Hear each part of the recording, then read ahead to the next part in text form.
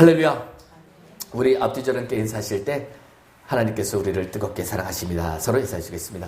하나님께서 여러분들을 뜨겁게 사랑하십니다. 할렐루야. 하나님께서 여러분들을 뜨겁게 사랑하십니다.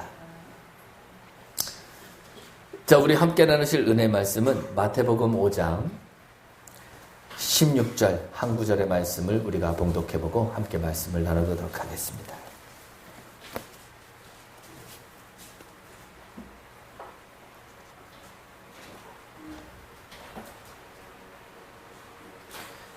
마태복음 5장 16절의 말씀입니다.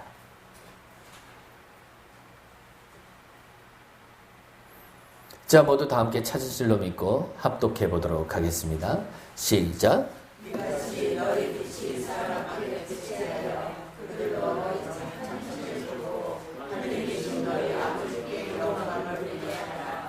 아멘.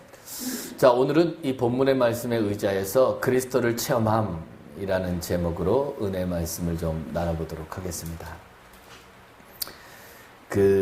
제가 어릴 적에 저희 집에 아주 커다란 시계추가 달려있는 벽시계가 하나 있었습니다. 근데 이제 이 시계는요, 따로 밥을 줄 필요가 없는 게, 왔다 갔다 하는 시계추를 통해서 이 시계가 가는 거예요. 그래서 이 시계추가 이 적당한 무게감을 가지고 중심을 왔다 갔다 하면서 흔들리면, 이제 이 벽시계는 그 힘으로, 그 태압의 힘으로 이제 가게 되어 있는 이런 구조였습니다. 그런데 오랫동안 이 시계가 한 번도 틀린 적이 없다가 어느 날부터 맞춰놓으면 한 일주일쯤 되면 또 한 5분 정도 차이가 나고, 또 맞춰놓으면 다시 한 일주일 정도 지나면 5분 정도 차이가 나는 어떤 이런 오류가 자꾸 생기는 거예요. 그래서 왜 그런가 하고 봤더니 이 시계추의 간격이요, 조금 틀어진 거예요. 그런데 육안으로 보면 이 시계추가 틀린 게 보일까요? 안 보일까요? 전혀 안 보입니다. 잘 가고 있어요. 그런데 언제 아느냐? 일주일이 지나봐야 아는 거예요. 자, 그런데 이번 주에 제가 말씀을 묵상하는데 주님께서 그 시계를 떠올려 주셨어요. 자, 여러분, 우리의 모든 삶의 기준점은 누굽니까? 여러분, 우리 예수를 믿는 그리스도인들의 모든 삶의 기준점은 누가 기준점이 되셔야 됩니까? 그렇죠. 여러분, 그리스도가 우리의 기준점이 되셔야 돼요.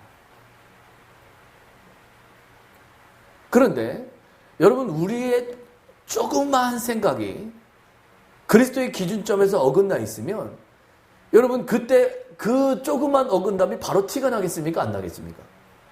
그때는 티가 나질 않아요. 그런데 오랜 시간이 흘러보면 전혀 다른 동네에 가 있는 여러분들 자신을 발견하게 되실 겁니다. 여러분, 날마다 우리가 깨어 있어야 될 이유가 어디 있습니까? 여러분, 아무리 시계를 바른 곳에 맞춰놔도 시계의 기준점이 추가 달라져 있으면요, 그 시계는 언젠가 제 역할을 못하는 시계가 될 수밖에 없죠. 그러면 여러분, 오늘 본문을 한번 생각해 보시죠.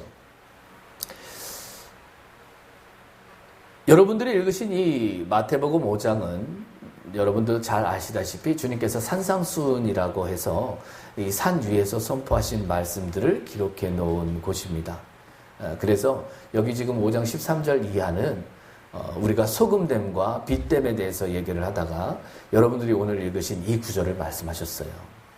자, 오늘은 이 교회의 역할에 대해서 다루는 것이 아니기 때문에 이런 부분들은 말씀드리지 않을 것이고요. 다만 여러분, 우리가 그리스도를 체험하는 데 있어서 어떤 기준점이 있어야 될지를 좀 말씀을 드리고자 합니다. 먼저 오늘날 그리스도인들이 그리스도를 추구하는 데 있어서, 그리스도를 체험하는 데 있어서 오류를 범하는 가장 큰 이유 중에 첫 번째는요, 여러분, 그리스도를 모방하려고 하는 데 있습니다. 많은 사람들이 그리스도를 따라 흉내를 내시려고 그래요. 자, 이제 이런 분들의 가르침을 보면요, 이 지금 대부분의 가톨릭과 우리 개신교 안에서도 이런 가르침들이 지금 팽배한데, 이런 분들의 가르침을 보면 자기는 행한 적이 없는 것을 다른 사람한테 말을 하는 것들을 봐요. 예를 들자면 여러분, 원수를 사랑하라 이렇게 말하는 건 쉽습니까? 어렵습니까? 말하는 건 쉽습니다. 누가 말을 못하겠어요? 그런데 실제 삶의 현장에 가서 원수를 사랑해보는 건요, 여러분, 그건 그렇게 쉽지 않습니다. 하물며 여러분, 원수는커녕 내 옆 사람 사랑하는 것도요, 그것도 그렇게 만만치가 않아요. 어저께 우리 청년들과 함께 말씀을 나누면서 이런 부분들을 얘기를 나눴는데, 내가 아닌 다른 사람과 24시간 함께 붙어 있는 걸 좋아하는가 싫어하는가, 이것을 제가 질문을 했더니 우리 청년 중에 한 명이 자기는 싫대요. 근데 왜 그러냐? 나랑 다른 사람이랑 같이 있으면 의견이 자꾸 부딪히니까. 그게 싫다는 것이죠. 여러분, 실제로 우리는요, 나 외에 다른 사람이랑 같이 붙어 있는 게요, 그게 그렇게 쉽지 않습니다. 그런데 나랑 비슷한 가족 혹은 친척, 이웃이랑 있는 것도 힘들어하는 내가 원수를 사랑하다니요. 그런데 여러분, 마태복음 23장 2절 이하에 보면 그 바리새인들은요, 모세 자리에 앉았다라는 표현은 율법을 가지고 있다라는 뜻입니다. 그런데 그들은 어떻게 가르쳤습니까? 율법을 행하라 이렇게 가르쳤어요. 만일 그 바리새인들이 율법을 정말로 행해보려고 몸부림쳐 본 사람이라면 절대 그렇게 말하지 않았을 겁니다. 그런데 왜 그들이 율법을 행하라고 가르쳤을까요? 지식으로만 율법을 알고 있었지 단 한 번도 자기 삶 속에서 이 율법을 적용해서 살아내려고 몸부림쳐 본 적이 없었기 때문입니다. 그래서 여러분, 그리스도의 흉내를 낸다는 것이 무엇이냐? 여러분, 사랑하는 척하는 겁니다. 인내하는 척하는 거예요. 실상 우리 마음의 중심은요, 사랑이 없고 인내가 없어요. 조금만 참을성도 없습니다. 그러면서 그리스도를 살아낸다고 착각하게 만들어요. 여러분, 이러한 가르침은 그리스도를 체험하는 데 있어서 너무나도 걸림돌이 되는 가르침이죠. 또 여러분, 두 번째 가르침은요, 이거보단 좀 낫습니다. 그리스도를 본받으라고 가르치는 거예요. 예를 들자면 여러분, 이런 겁니다. 마태복음 11장을 한번 보시죠. 29절입니다.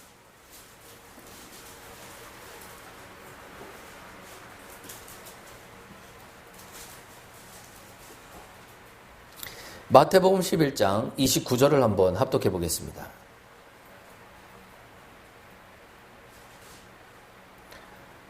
시작.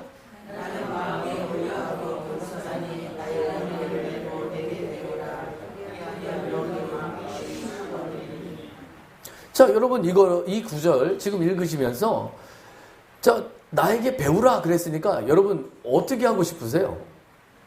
마치 어떻게 하라고 하는 것처럼 느껴지십니까? 주님이 하신 행동을요, 그렇죠, 따라 배우라라는 말처럼 들리실 겁니다. 또 여러분, 바울은요, 고린도전서 11장 1절에 내가 그리스도를 본받는 자가 된 것 같이 너희들도 나를 본받는 자가 되라 이렇게 했기 때문에, 이런 구절들을 인용해서 성도들에게 말씀을 전할 때, 성경에서 우리에게 가르침을 주시는 것들을 보십시오. 주님은 주님을 배우라고 말씀하셨고, 바울은 내가 그리스도를 본받는 것 같이 너희들도 나를 본받으라 하였으니 여러분도 그리스도를 본받으셔야 됩니다 라고 말씀을 하시는 거죠. 그러면 우리가 이제 이것을 외향적인 성경의 어떤 해석관을 가지고 여러분들이 보시면 이 말이 전혀 틀림이 없는 것처럼 느껴지실 수 있습니다. 그러나 여러분 여기 지금 마태복음 11장 29절은요. 앞에 단서가 붙었죠. 나의 멍에를 메고 라고 그러셨어요. 그러니까 여러분 주님한테 배울 때 뭐부터 메셔야 됩니까? 멍에부터 메셔야 돼요. 자, 그런데 여기 멍에라고 하는 말의 원어의 뜻 쥐고스라는 말은요. 연합되다라는 말에서 나온 그 어간을 가진 그런 뜻인데 원어 그대로 해석하면요. 여러분 저울이 평행성산에 있는 걸 얘기하는 겁니다. 여러분 양쪽에 똑같은 무게를 올려놓으면 저울이 어떻게 됩니까? 저울의 양쪽에 똑같은 무게를 얹어놓으면 저울이 어떻게 됩니까? 수평을 이루죠. 여러분 주님이 이 멍에를 이런 뜻으로 말씀하셨어요. 쉽게 말하면 여러분 주님이 하신 거랑 우리가 하는 게요. 똑같아야 된다는 거예요. 평행성산에 있어야 된다는 뜻입니다. 그럼 여러분 주님이 이 땅에 와서 하신 행동들을 한번 생각해 보시죠. 먼저 요한복음 5장을 한번 보실까요? 16절에서 17절입니다.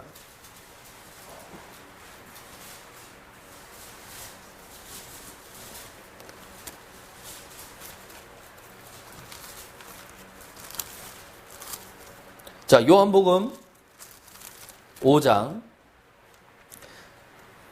16절에서 17절 다 함께 합독해 보겠습니다. 시작.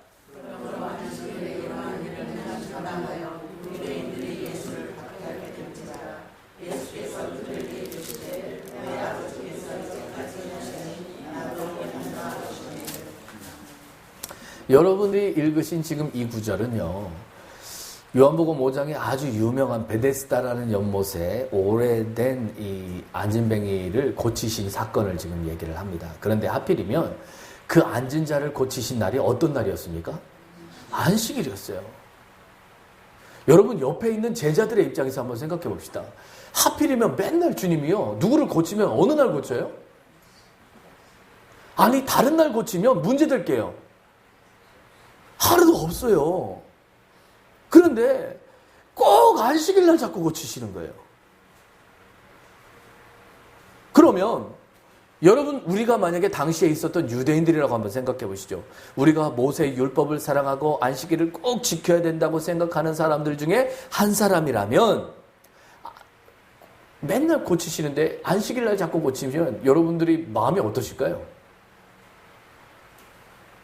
지금 여기에 있는 유대인들도 아니 새털같이 많은 날 놔두고 왜 자꾸 안식일 날 고치냐고 주님께 따져 묻죠. 그런데 주님의 답변이 무엇입니까? 이게 지금 내 마음대로 하는 게 아니고 누가 일하고 계시기 때문에요. 하나님이 일하시고 있기 때문에 내가 일한다는 거예요. 쉽게 말하면 지금 하나님은 안식하실 수가요. 안식일은 정해놨는데 하나님은 지금 안식하실 수가요. 없다는 뜻입니다. 왜요? 왜 하나님이 안식하실 수 없습니까? 하나님의 백성들이요. 안진뱅이로 살고 있어요.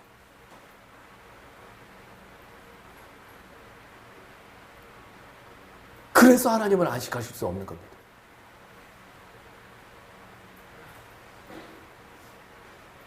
그러면 여러분 한번 생각해 보세요. 그 안진뱅이를 일으키신 주님의 마음, 주님도 새털같이 많은 날, 다른 날 고치시면 문제될 게 하나도 없는데 왜 그럼 안식일 날 일하신 겁니까? 누가 일하고 계시기 때문에요. 하나님이 일하고 계시기 때문에 나도 일한다는 거죠. 주님은 이 땅에서 살아가실 때 율법이나 규례를 따지시질 않았습니다. 오직 누구의 뜻만 구하십니까? 하나님의 뜻만 구하셨어요. 여러분 요한복음 피신 김에 4장을 잠깐 보실까요? 자, 34절입니다.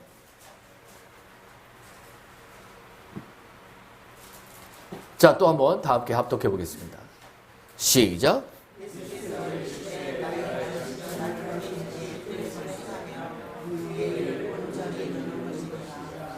자, 여러분 주님은 뭐를 먹고 사셨다고 말씀하십니까? 아버지의 뜻을 일하는 게 이루시는 게 그게 하나님의 뜻을 이루시는 게 그게 주님의 양식이래요. 그걸 먹고 사셨대요. 자, 요한복음 5장도 한번 보시죠. 30절입니다.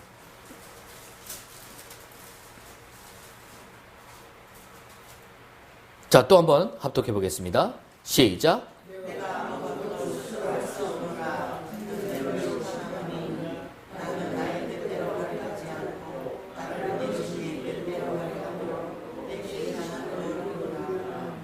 우리는 보는 대로 심판했지만 주님은요, 듣는 대로 심판하셨대요. 내 뜻대로 심판하는 게 아니기 때문에 주님이 의로우시대요. 왜냐? 그 심판이 누구에게서 나온 것이기 때문에요. 하나님으로부터. 그럼 여러분, 우리도 사람을 바라볼 때 내가 듣는 게 없으시면요, 아무것도 판단하지 마셔야 돼요. 여러분, 바울도 이렇게 얘기합니다. 내가 아무것도 스스로 판단하지 않는데요. 여러분, 우리가 참된 그리스도의 의 안에 있다는 것, 아버지의 뜻을 따라 산다는 것은 우리의 뜻대로 비판하거나 판단하지 않는 것입니다. 또 여러분, 요한복음 6장도 한번 보시죠. 38절입니다.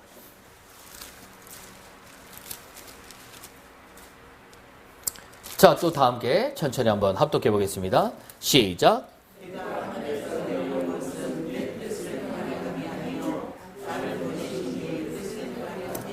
여러분, 이런 구절은요, 지금 차고 넘쳐요. 여러분, 주님이 이 땅에서 생활한 모든 기준은 어디에 있었습니까? 하나님의 뜻이에요.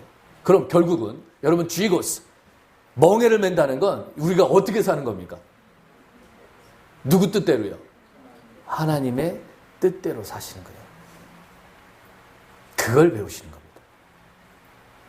그런데 여러분, 실상 우리의 생명이 하나님의 뜻을 행할 수 있습니까? 우리가 그걸 행할 수 있는 사람들인가요? 여기에 문제가 있죠. 우리는 주님은 이 땅에서 사시는 동안 아버지의 뜻을 행하는 것을 양식으로 삼으시고 아무것도 스스로 판단하지 않고 듣는 대로 판단하셨으며, 내 뜻을 행하러 오신 것이 아니라 아버지의 뜻을 행하러 오셨지만, 우리는 이 땅에서 살면서 이러한 능력과 이러한 삶을 가질 수 없는 사람들이라는 걸 우리는 인정해야 될 줄 믿습니다. 그래서 여러분, 그리스도를 본을 받아서 본을 따라 산다는 건요, 가능합니까? 불가능합니까? 여러분, 그리스도를 본받는 건 불가능합니다. 그런데 여러분, 이렇게 하라고 가르치면요, 많은 사람들이 디모데전서 4장 8절을 한번 보실까요?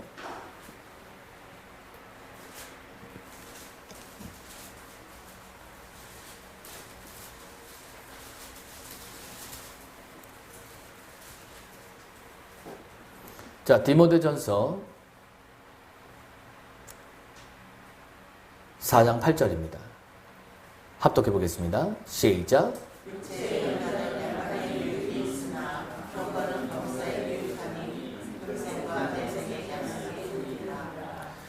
자, 여러분, 주님은요, 이 땅에서 사시는 동안 온유와 겸손으로 죽기까지 하나님께 복종하셨죠.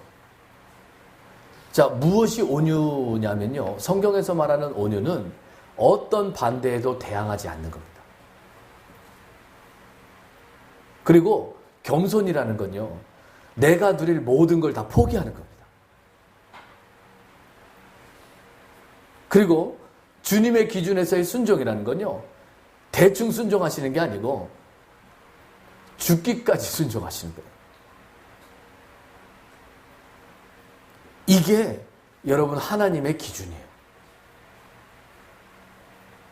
그럼 여러분, 우리가 이 기준을 행할 수 있습니까? 마태복음 26장에 보면요, 주님께서 기도하실 때 하실 수 있거든, 이제 이 십자가를 지시게 되었는데 하실 수 있거든 이 잔을 내게서 어떻게 달라고 기도하십니까? 옮겨달래요. 이 얘긴즉슨 주님도 뜻이 있는 겁니까? 없는 겁니까? 주님도 뜻은 있으세요. 그런데 뒤에 한 구절 더 붙이시죠. 그러나 다만 내 뜻대로 마옵시고 아버지 뜻대로 하옵소서. 이게 주님의 기도였어요. 주님은 자신의 뜻을 항상 누구에게 가서 맞췄습니까? 하나님께 맞추셨어요. 그럼 여러분, 이것은요, 우리가 육체를 가진 우리에게 본을 보이시려고 하는 말씀입니다. 여러분, 저와 여러분들이 육체의 훈련을 따라서 날마다 연습해서 하나님을 본받거나 그리스도를 본받는 게 아닙니다. 바울은 내가 그리스도를 본을 삼아서 그 예수 그리스도를 본받기 위해서 노력한다고 얘기했습니까? 내게 사시는 것이 그리스도라고 얘기했습니까? 바울은 그리스도를 본받으라고 얘기하지 않았습니다. 내게 사는 것이 그리스도라고 얘기했죠. 자, 여러분, 우리가 그리스도를 모방하거나 또 그리스도를 본을 받아서 훈련하시는 것이 아닙니다. 여러분, 우리 그리스도인들은요, 내가 죽은 뒤로 누가 사시는 겁니까? 그리스도가 사시는 걸 믿어드리는 거예요. 그리스도의 생명이 사실 수 있도록 여러분, 우리의 생명이 빠져드리는 겁니다. 그래서 하나님의 구원에는 두 방면이 있습니다. 하나는 우리를 대신해서 죽으시는 것과 또 다른 한 방면은요, 우리를 대신해서 살아주시는 거예요.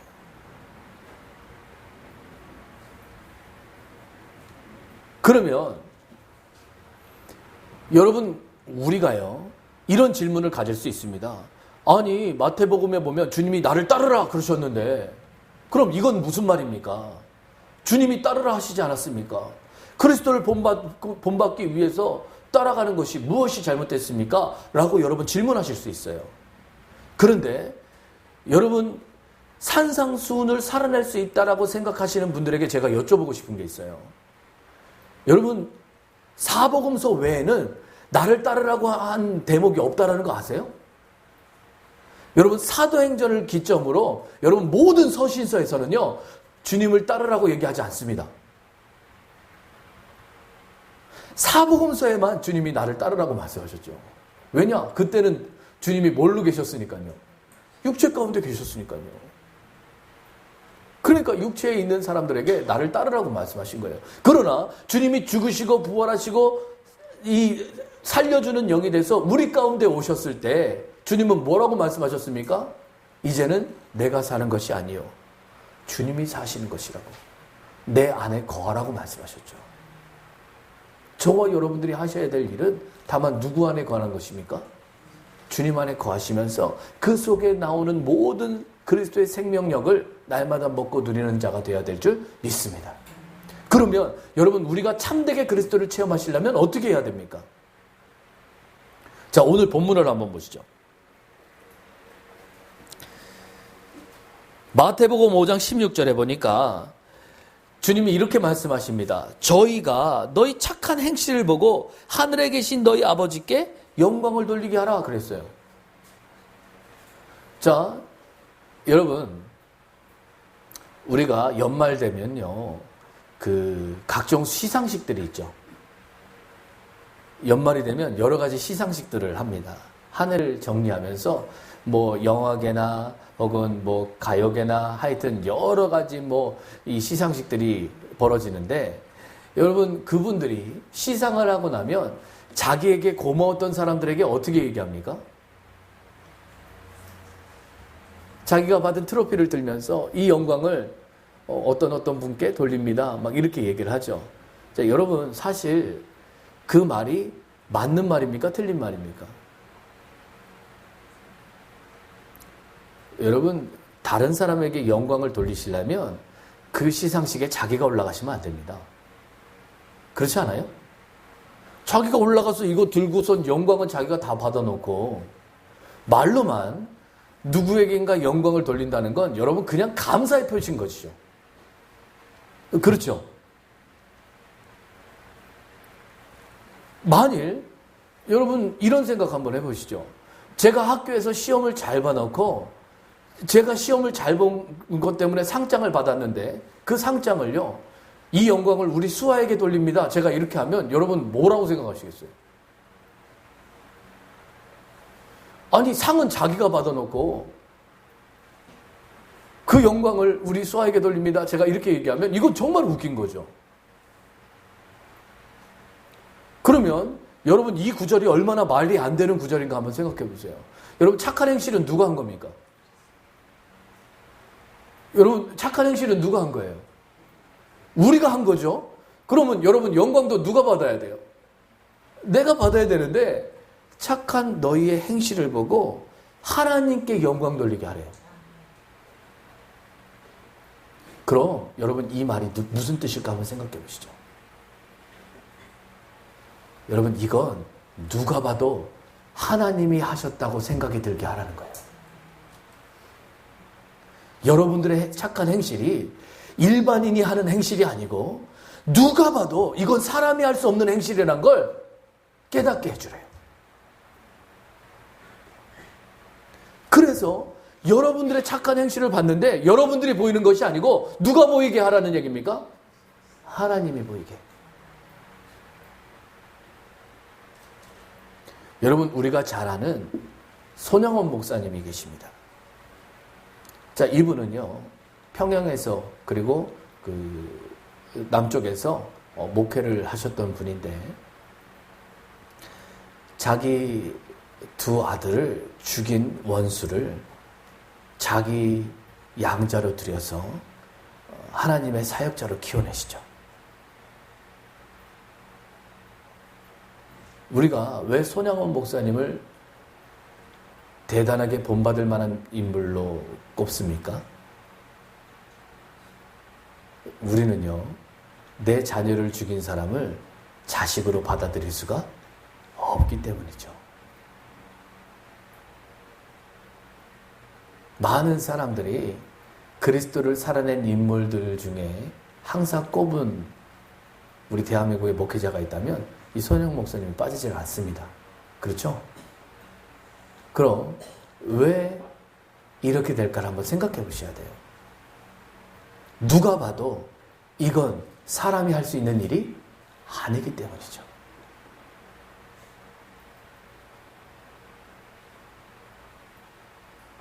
여러분 주님께서요 똑같은 그 마태복음 5장의 뒷부분으로 한번 넘어가 보시죠. 46절에서 48절만 한번 읽어보겠습니다.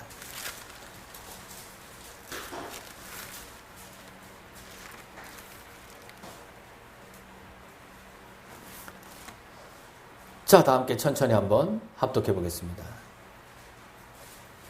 마태복음 5장 46절에서 48절까지만 한번 합독해 보겠습니다. 시작. 너희가 너희를 사랑하는 자를 사랑하며 세상에 있으려 세상이 같이 아니하느냐 또 너희가 너희 형제에게 만능하며 나보다 더 주시느냐 이 땅에는 너희 같이 아니하느냐 그러므로 하늘에 계신 너희 아버지의 온전하신 것 같이 너희도 온전하라. 아멘. 나를 사랑해주는 사람만 사랑하고 내 형제들만 사랑하는 건 그건 이방인들도 한대요. 세리들도 한대요. 그런 거 하면서 칭찬받는 건 하나님이 사시는 것이 아니라는 거죠. 그러나 원수까지도 사랑할 수 있는 건요. 그건 여러분 정말 우리 힘으로는 할 수 없습니다. 그 원수가 내가 사랑을 고백할 때 내 사랑을 받아주나요? 그렇지 않습니다. 여러분 주님이 이 땅에 오셔서 그 예수 그리스도의 생명, 아버지의 뜻을 사심으로 죽음의 길에 가실 때 여러분 주님이 구제할 이스라엘 백성들은 주님을 향해서 침을 뱉고 모욕을 주고 뺨을 치고 그 십자가에서 피 한 방울까지 쏟는 그 순간까지도 주님께 야유를 쏟아부었습니다. 너부터 구해라. 네가 만약에 하나님의 아들이거든 그 십자가에서 내려와 봐라.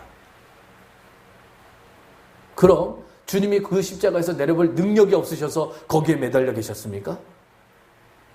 그렇지 않아요. 그 야유를 퍼붓고 있는 그 자들을 구원하기 위해서 그 자리에 매달려 계셨습니다. 그럼 여러분 언제 우리가 그리스도를 살아계신 그리스도를 체험하는 것입니까? 여러분 세상 사람도 하는 사랑, 세상 사람도 하는 정의, 세상 사람도 하는 인내, 이런 것이 우리에게서 나타날 때 여러분 세상 사람들도 우리를 칭찬합니다. 그러나 그런 이빠른 칭찬에 여러분 딸려가서는 결코 안 될 줄 믿습니다. 누가 봐도 이것이 내가 사는 것이 아니라는 그 간증이 저와 여러분들 삶 속에서 넘쳐나셔야 되실 줄 믿습니다.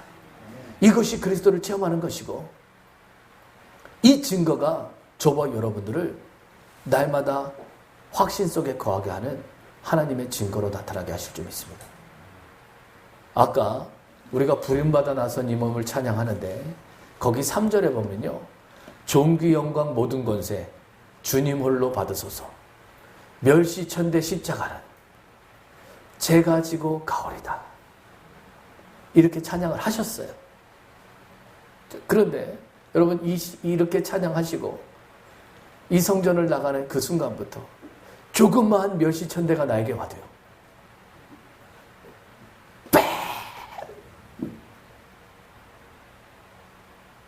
하신다면 여러분 그것이 과연 주님의 생명으로 사시는 것입니까? 그리고 그 생명으로 사는 내가 과연 하나님의 의 가운데 있다고 자랑할 수 있겠습니까? 이 말씀을 전하기 위해서 밤새기도 했습니다. 이 의가 저에게도 부족해요.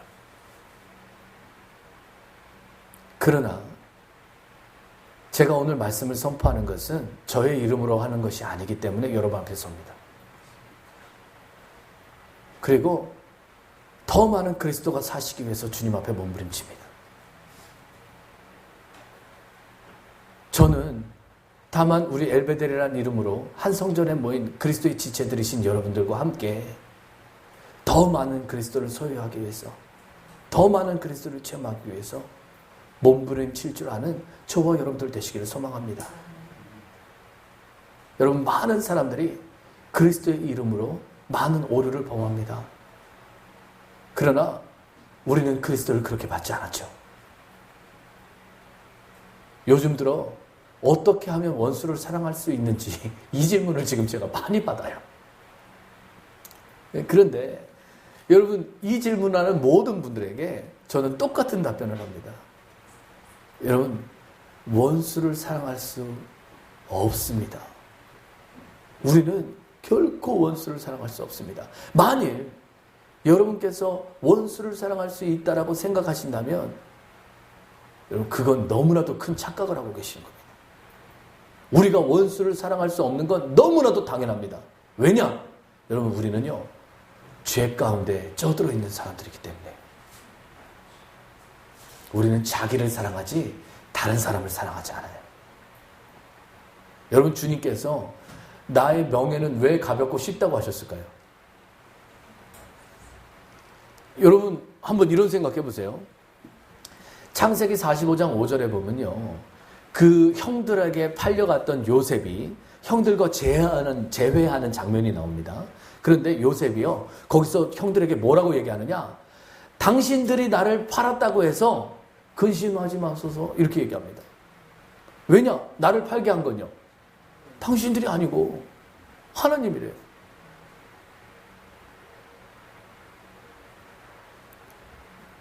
그러니까 형들을 만났는데도 형들은 여전히 그 동생인 요셉을 팔았다는 죄책감 때문에 마음이 무거운데 오히려 팔려간 요셉은요. 마음이 가벼워요. 여러분 하나 더 생각해 보실까요? 사도행전 16장에 보면요. 바울과 실라가 이 귀신 들려서 막 점치는 여자의 귀신을 쫓아줬어요. 그럼 여러분 귀신을 쫓아줬으면 칭찬받아야 됩니까? 욕먹어야 됩니까? 그런데 귀신 쫓았다고 감옥에 갇힙니다. 그리고 착고를 차고, 여러분 착고가 뭐냐면요. 이거 막 이렇게 삐쭉빼쭉한 이 창살이 박혀있는 그런 이 수갑이에요. 그걸 양쪽 손에 차고 양쪽 발에 차고 그리고 감옥에 갇혔어요. 그럼 여러분들이 만약에 주의 일을 하다가 누군가가 귀신 들려서 괴로워하는 걸 보고 여러분 귀신을 쫓아줬더니 감옥에 가둬가지고 착고까지 채우면 여러분 찬양이 나오시겠어요? 안 나오시겠어요?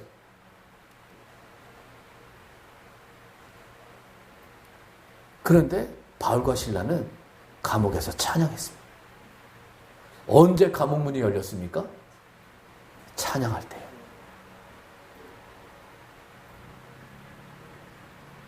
여러분, 언제 우리의 혼이 쉼을 얻습니까? 여러분, 모든 환경과 모든 문제가 누구의 뜻이라고 그냥 받아들이시면요. 여러분, 제가 이거 해봤거든요. 이렇게 생각하시면요, 여러분 어려울 게 하나도 없어요. 할렐루야. 주님의 뜻인가 봐요. 이러면 여러분 마음이 어지러울 리가 하나도 없어요. 여러분 괴롭히는 누군가가 있습니까? 주님이 붙이셨나 봐요. 할렐루야. 여러분들을 옥죄는 환경이 있습니까? 주님이 이렇게 하셨나 봐요. 할렐루야. 여러분 혼의 쉼을 얻으실 거예요. 그런데 오히려 마태복음 11장에 보시면요, 우리가 잘 아는 세례 요한이 나옵니다.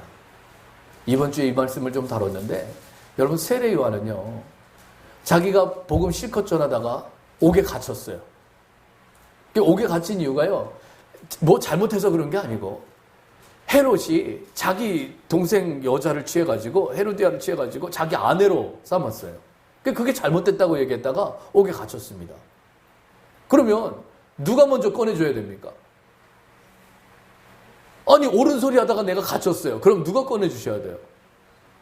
주님이 꺼내주셔야 되는데 주님이 꺼내줄 생각이 없으신 것 같아요.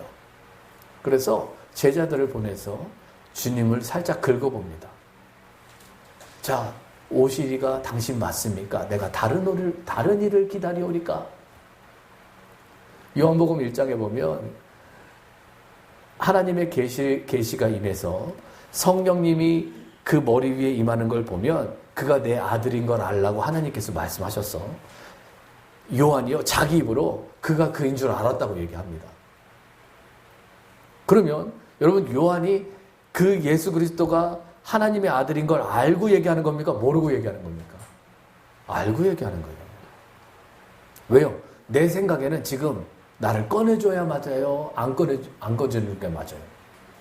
그렇죠. 꺼내주는 게 맞다는 거예요. 그런데 주님이 놀라운 말씀을 합니다. 누구든지 나로 인하여 실족하지 않는 자가 복되다. 요한은요, 자기에게 임한 환경을 그대로 받아들일 수가 없어서 실족한 사람이었고요.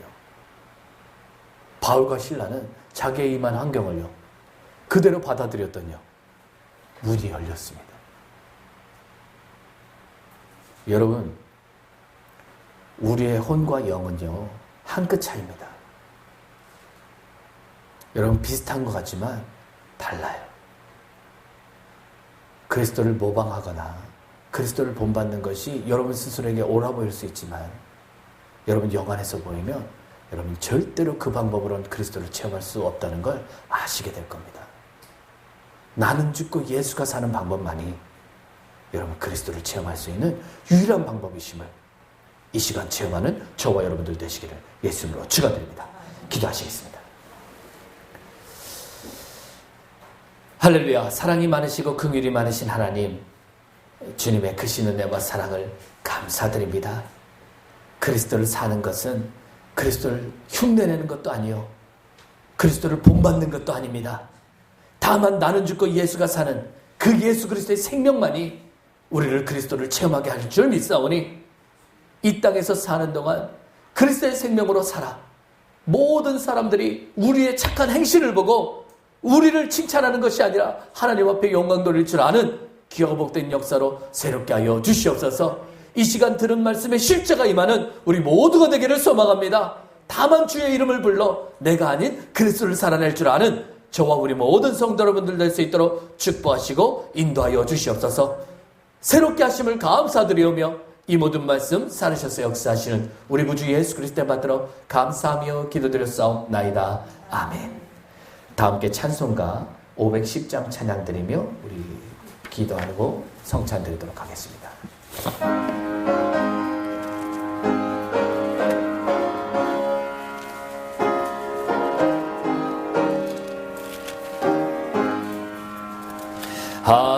하나님의 진리 등대 길이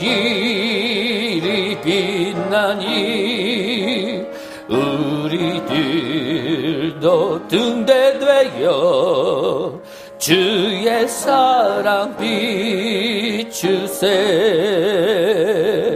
우리 작은 불을 켜서 험한 바다 비추세.